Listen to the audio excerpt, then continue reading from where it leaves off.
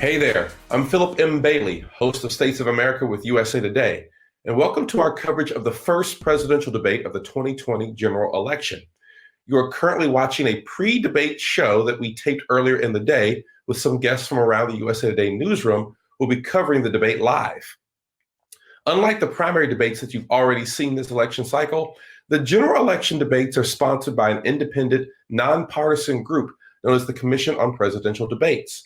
The commission has let us know that this debate will have a format of 6 topics given 15 minutes each, moderated by Fox News anchor Chris Wallace, who's given us some possible topics.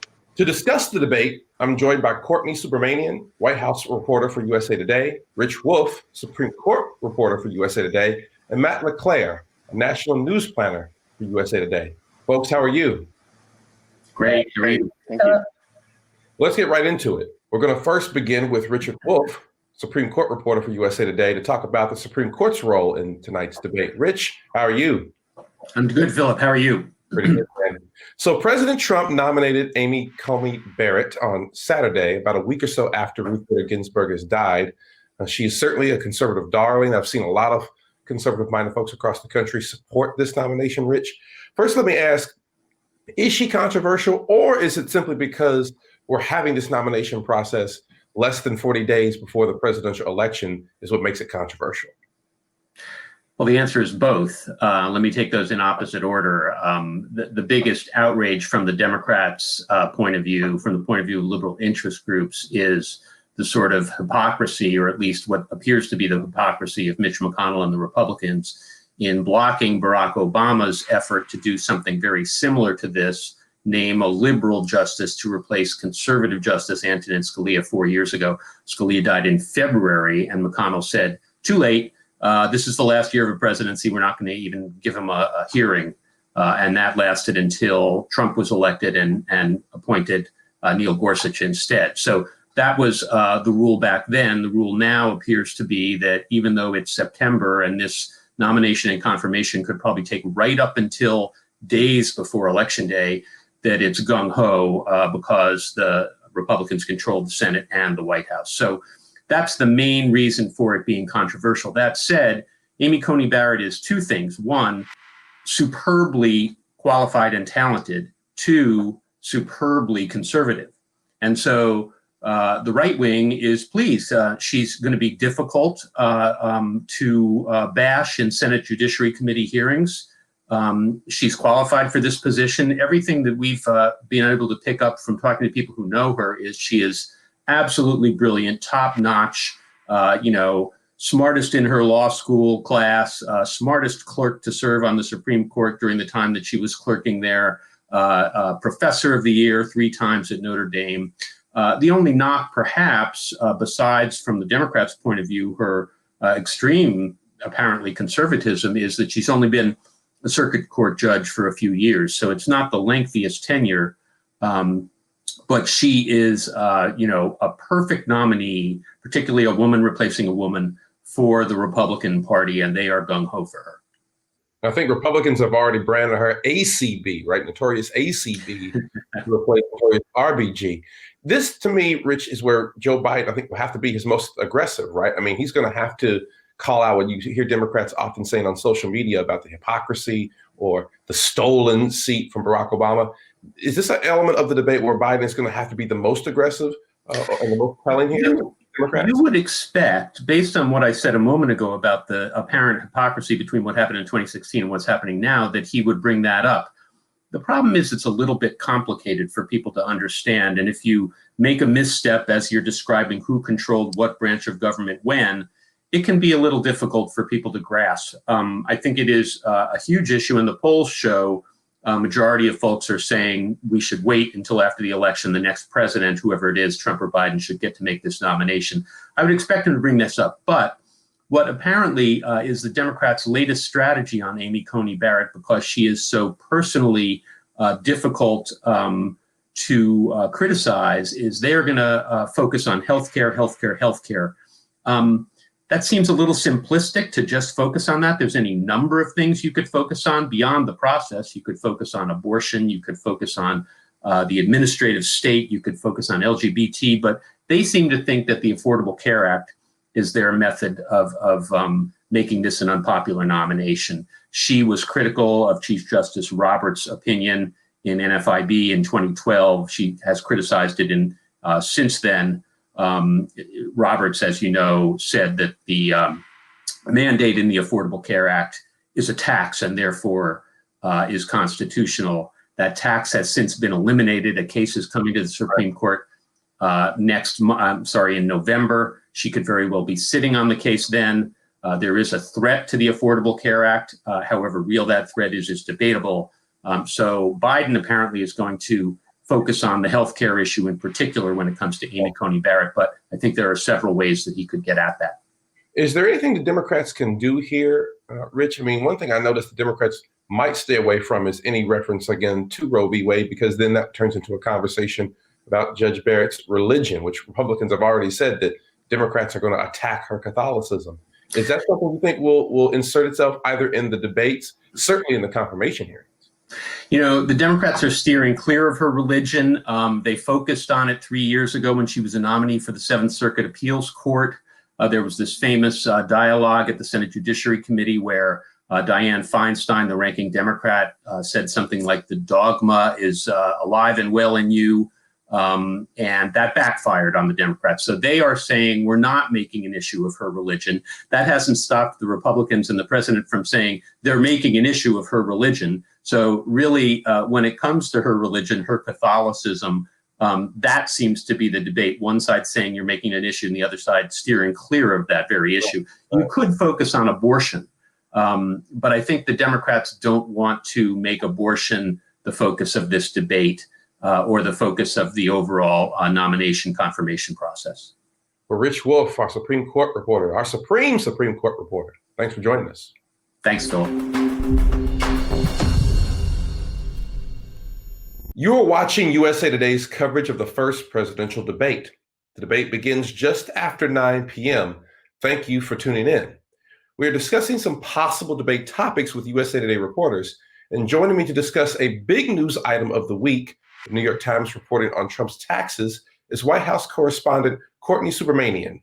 Courtney, let me start with you. Now, without getting into the details, the New York Times had this bombshell of a story about President Trump's tax rate. And I know in the past he had acknowledged not really paying as much taxes as others, but the New York Times is basically reporting that the president may not be the successful businessman that he often portrays himself publicly to be. And he may not have paid as much taxes in the last 10 years or last 10 of the 18 years. I guess my question is, for undecided voters, for persuadable voters, does this matter? Well, I don't think it will matter much for voters for a couple of reasons. First of all, despite the number of variables in this election with the pandemic, social upheaval, and the recent, Supreme Court battle over replacing the late Ruth Bader Ginsburg. It's been a pretty consistent race in terms of, where we're at with national polling. Joe Biden has led Donald Trump anywhere from 6.5 to 8.5 percentage points in national polling, over the last 6 months. So, I think a lot of voters have already made up their minds, and we really can't deny, the partisan landscape that we currently live in. We have to keep in mind that a lot of voters have actually already started voting. 29 states this month started mailing out absentee ballots, and 9 other states opened up in-person voting. I think an estimate, 1 million people have already voted. So we're already well underway. I think where it matters politically is tonight's debate. As an incumbent president, you really don't want to be on your back foot. You're already defending your record, and I think that's where this leaves Trump. Right. I was going to say that this is the first time President Trump will be challenged in such a way on stage. Is there anything you particularly are looking for from the two candidates? Is there something that they must do, should not absolutely do? Well, I know from the president's aides and campaign advisors, he's really looking to get under Joe Biden's skin tonight. One way he hopes to accomplish that is by focusing in on Joe Biden's son, Hunter Biden, and his business dealings in Ukraine and with China.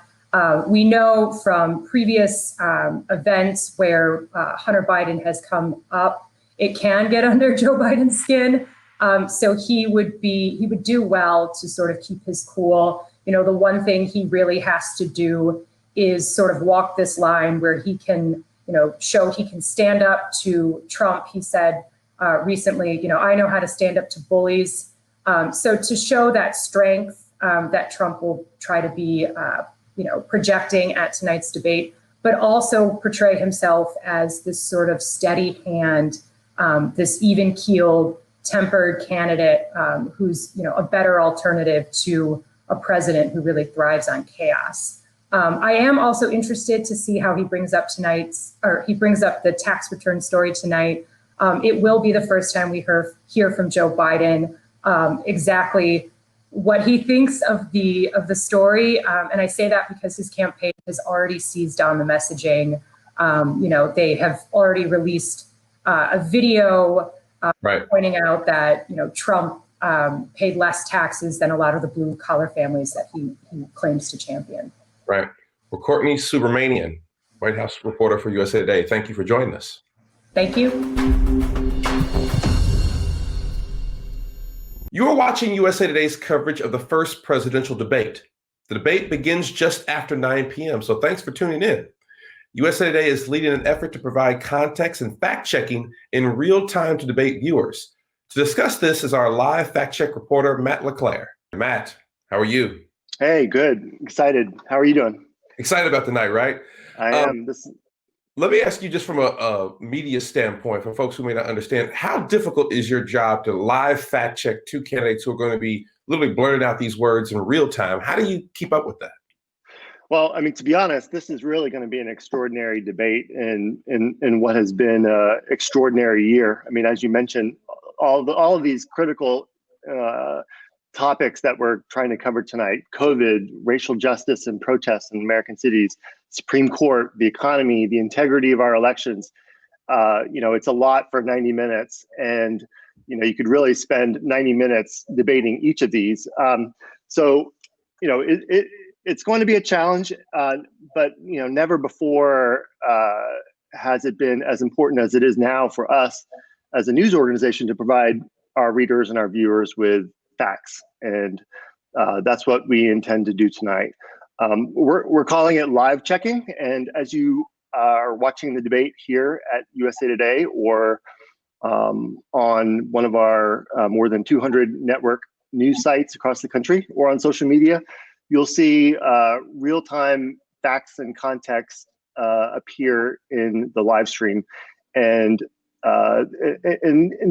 this is information that has been compiled by more than 35 of our journalists and editors from USA Today and from around the country on all of these topics that we're covering. And so, as you're watching the broadcast,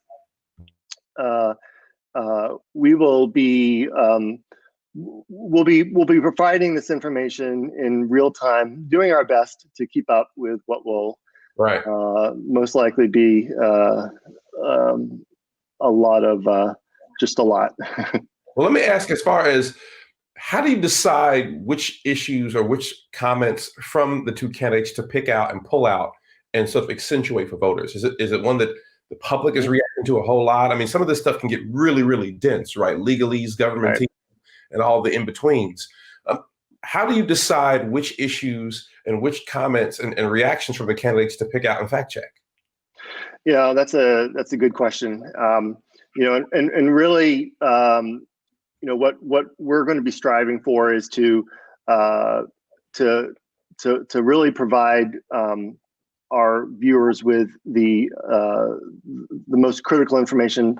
You know, we're not going to be calling out, you know, this is a true statement, this is a false statement, this is sort of false statement. Our journalists are going to be doing that in tonight and in the days to come through our news organizations. But really tonight, it's all about giving context. You know, there will be you I imagine there will be a lot of numbers, there will be a lot of heavy information, but we have just an absolutely incredible team of journalists who have been covering the pandemic, healthcare, business, politics, Congress, foreign affairs, military. Sort of locked and loaded in, right? Yeah, so we're ready to go, and it's going to be a true team effort from all of our journalists tonight. Well, fact check this then. Matt LeClaire, USA Today. Thank you very much for joining us. Thank you. Well, I want to thank Rich, Courtney, and Matt for joining us on this special episode of States of America. Coming up, the first presidential debate started at 9 p.m.